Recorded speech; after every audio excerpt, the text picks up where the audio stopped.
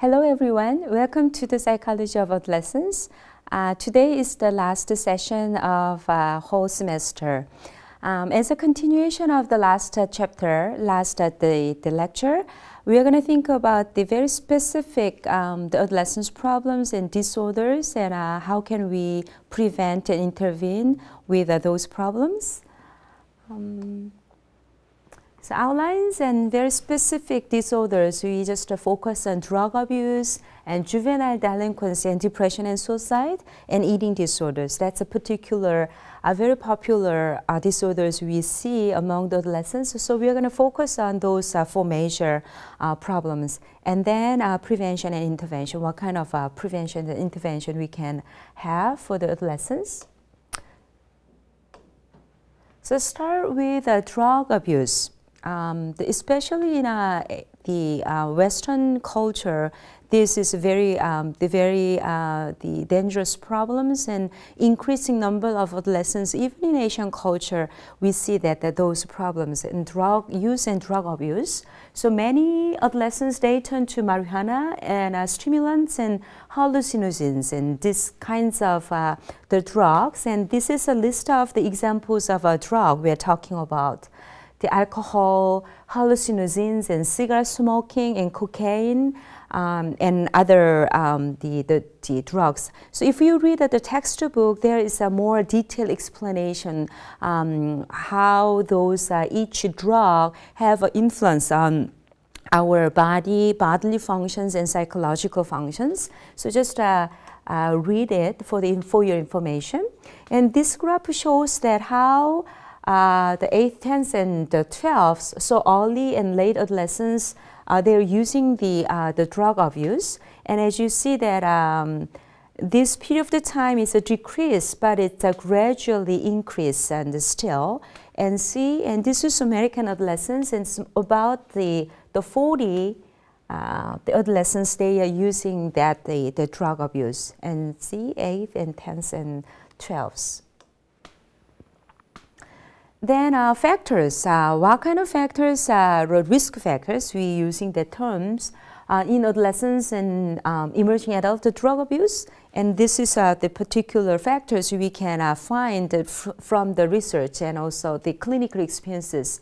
So sometimes high-risk families, so genetically or environmentally, if the father or mother is using the drug and drug abuse, then it's very naturally they are taking the drugs very easily.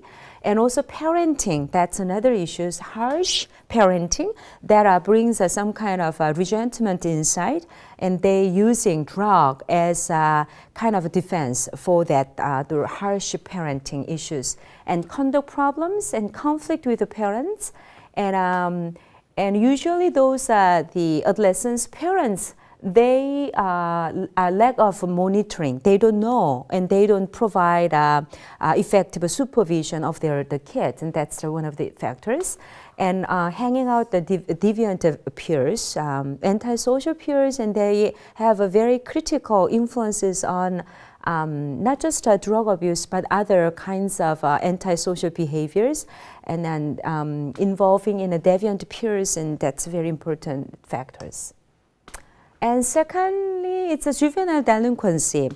And when we say that the juvenile delinquency, that refers to the broad range of behaviors from socially unacceptable, like the acting out, just the hitting people and fighting, or using the inappropriate words and that kind of unacceptable behaviors, to status offenses and criminal acts. So wide range of the behaviors can be considered as a juvenile delinquent behavior. So I'm going to more explain what's the status offenses and index offenses. Index offenses is actually criminal the behaviors. So if the youth conduct index offenses, then they have to go to the jail. So examples of these behaviors is a robbery and aggravated assault and rape and homicide. So that's illegal behavior. So regardless ages and people, if the people commit this behavior, then they have to go to jail as a result. But status offenses, this is performed by youth. It's under a specified age, and it's not necessarily this is illegal. But the problem is that the youth, they are too young to do this kind of behaviors. Examples is running away. So if the adults, if they run away, that's not the problem. But the teenagers, if they run away from home, that's an issue, and we see that that's the juvenile delinquency as examples of status offenses. Because of the status as adolescents, that is an issue. Runaway or truancy or underage the drinking and sexual issues and or less serious acts. So like cigarette smoking or drinking alcohol, it can be examples of the status offenses, because those are the behaviors cannot be problems legally if the adults committed, but if adolescents do that, that's an issue because they are too young to take responsibility of those behaviors. So when we say that juvenile delinquency have this wide range of the behaviors, it can be a illegal behavior, but also it can be illegal, but it's inappropriate for their ages. It's, we call that is a status offenses. All right, so juvenile delinquency is a conduct disorder. This is more psychological terminology. That's a psychiatric, the diagnostic, the labeling. So when we see the juvenile delinquency, and it's repeatedly they do that, those the behaviors, and it's very difficult to change it, then maybe we kind of suspicious of the possibility of the conduct disorder. The conduct disorder is examples of personality disorder, and the root and developmental, the path is, it starts in earlier ages. So usually conduct disorder is showing in adolescence, but in the beginning, earlier ages, they're showing that attention deficit disorder or too active, and so it's start in that way, but when they grown up in adolescence, showing the conduct disorder. So if you want to see that what's the specific criteria to classify the adolescence as a conduct disorder, sometimes we see that the DSM-4 as a reference. So there is examples of the behaviors to classify as a conduct disorder. So violence issues, another issues, very important issues relate to the juvenile delinquency. So juvenile delinquency, when we say that there's a legal issues and also some psychiatric, the personality issues, and the problems can be more serious. For example, that is a violence, all right?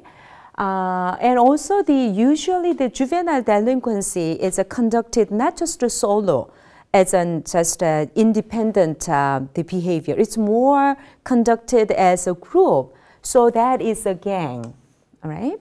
So most gang members, like adolescents, and this is average, more male, it's a low income.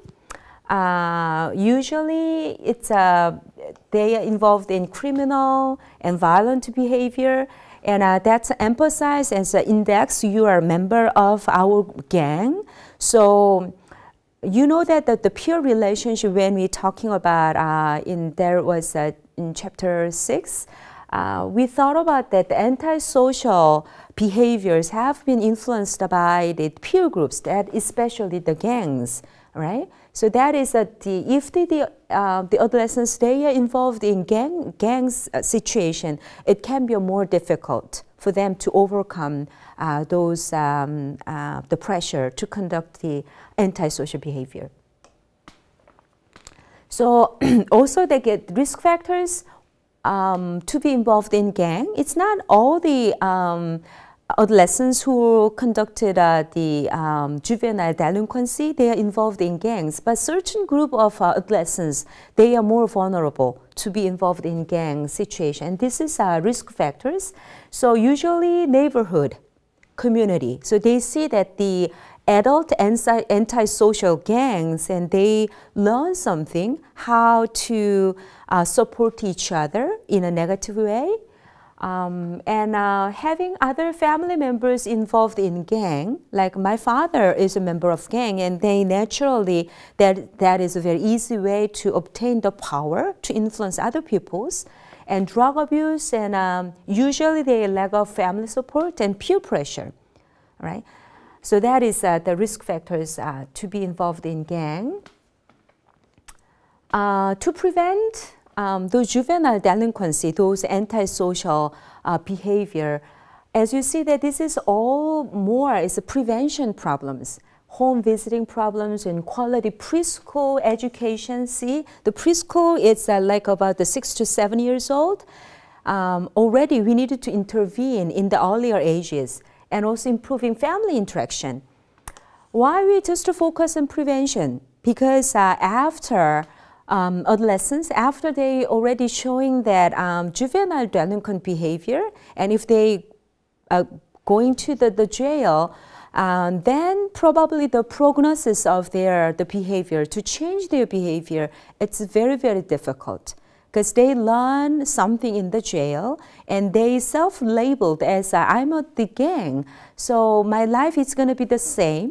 So it's a very lack of the hope in later on. So prevent earlier ages and identify some at-risk youth and at-risk children. That's a better way and best way to prevent those juvenile delinquency.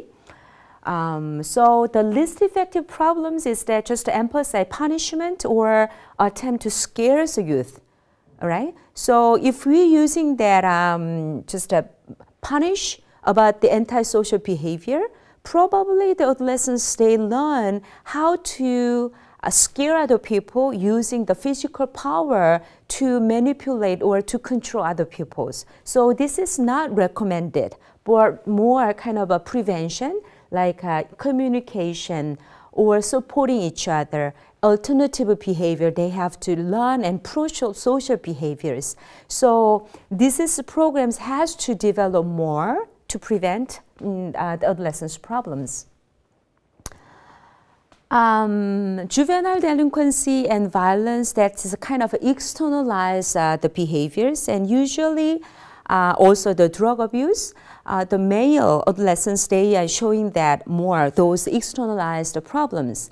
But depression and suicide, I'm going to talk now. It's more internalized problems, and it's more female adolescents, they showing that more this kind of the issues. And usually after adolescence, research shows that female adolescents showing depression double rate than male adolescents. So there we see there's some gender differences among the adolescents' problems. So when we say that depression, it's one of depression, the type is the major depressive disorder. That is a particular disorder listed in DSM-4. So this is major depressive is an individual experiences lethargy and hopelessness for at least 2 weeks or longer, and daily functioning becomes impaired. So powerlessness and hopelessness, so they cannot function like the more average level. So there is some criteria to diagnosis as the major depressive disorder. But in adolescence, pervasive depressive symptoms like listed here, we can see that. And if you have one of these issues, consistently, and if you see like more than 2 weeks, then maybe questioning about the possibility of you suffer from the depression. And also there is the scales is available, like a back depression inventory. And also if you go to the counseling center, there's a scale is available to assess the level of depression. So like tending to dress in black clothes and writing poetry with morbid themes and preoccupied with music, like depressive themes and so forth. So just to read it. And even though it's not classified as a major depressive symptoms, but if you showing this kind of a tendency, then there is a possibility for you suffering from depression.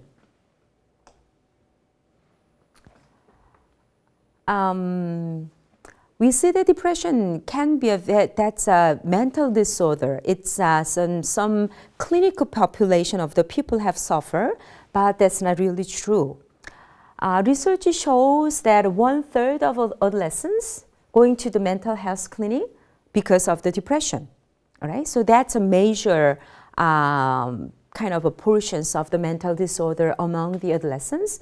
And also the depression is more common compared to the children. So it's getting more accelerated, especially female adolescents, they suffer from depression, and it's a very increasing rate of the depression. We see that among the adolescents.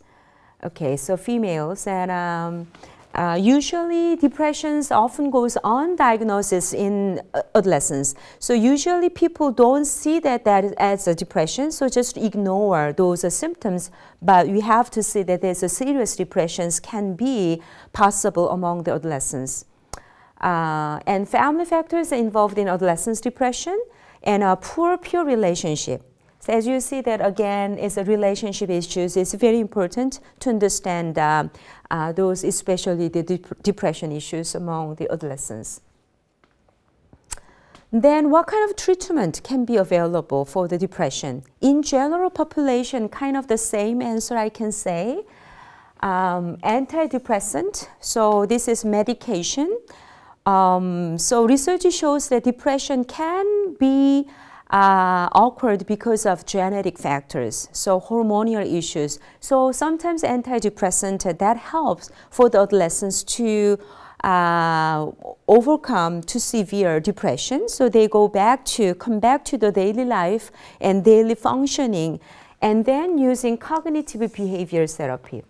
And I'm not going to go in detail what does that mean, but changing their way of thinking and changing the way they behave, it can help to deal with their depression. So if you read the textbook, it's more kind of a detailed explanation, more specific techniques you can learn. And suicide, that is one of getting more serious issues among the college students. Very, very much linked to the depression, right? So if the people suffer from severe depression, we have to be very careful and pay attention to the possibility of the suicide. So suicidal tendency that's accelerated in adolescence and then increase further in emerging the adult. As I told you that the college life is very vulnerable time. The people commit suicide and they try to commit suicide and suffer from this suicidal ideation. So it's an amazing number. The third leading cause of death among the adolescents, even though that's the U.S. statistics, that is a suicide. All right. In Korean society, it's getting more top cause of death among the adolescents are the suicide. And females are more vulnerable again. And suicidal threat, like for example, I'm gonna die and I'm gonna commit a suicide. I don't feel that any meaning in my life.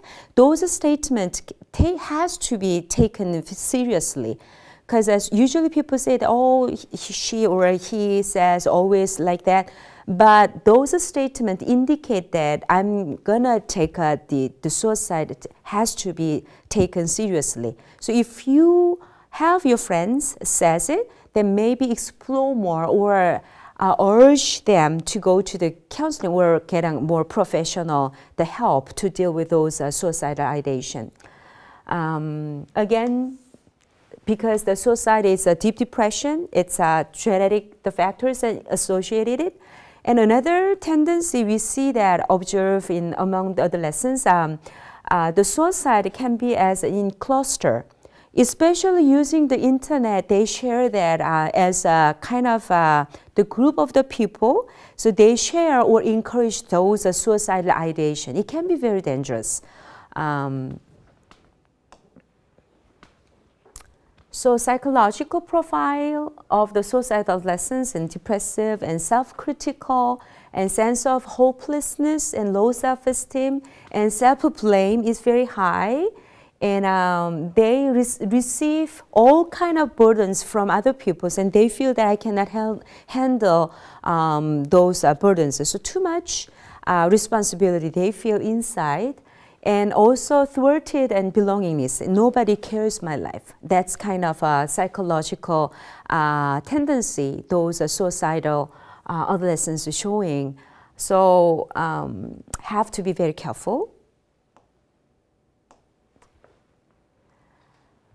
Lastly, eating disorder is another one of the prevalent the issues and problems among the adolescents.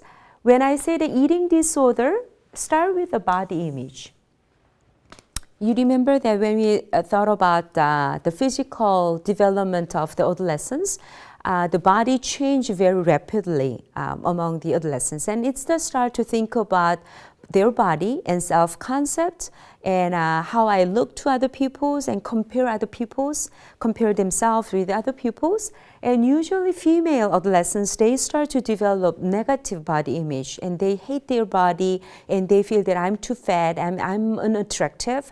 So those physical appearance plays a very big role for their self-esteem. You remember that?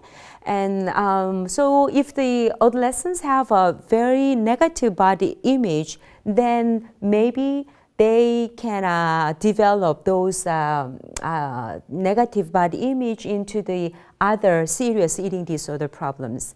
One of eating disorders is anorexia nervosa.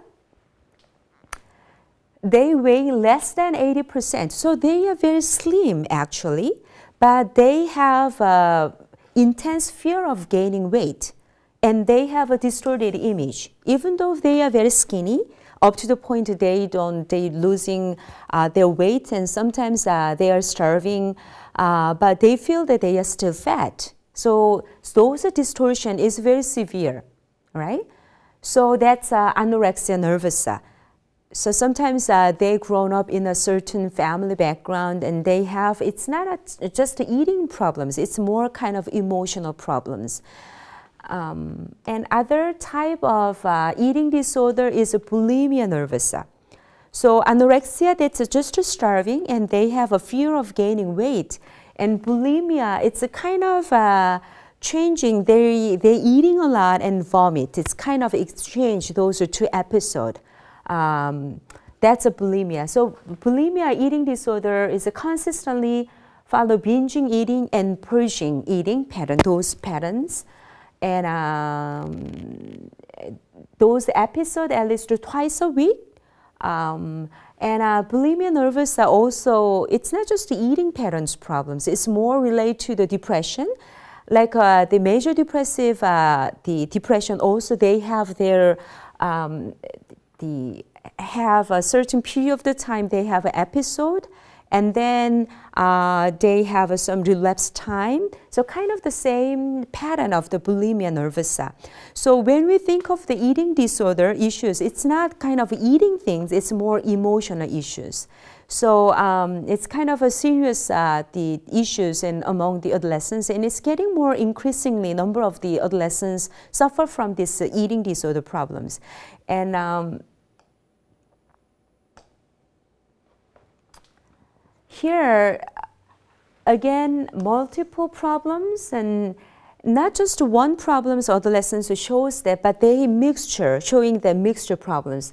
For example, people shows drug abuse and juvenile delinquency, at the same time showing that the sexual problems, and also showing the school-related problems. So truancy and dropout problems, and also at the same time runaway issues. So multiple issues, and this is 4 major problems we can see among the adolescents.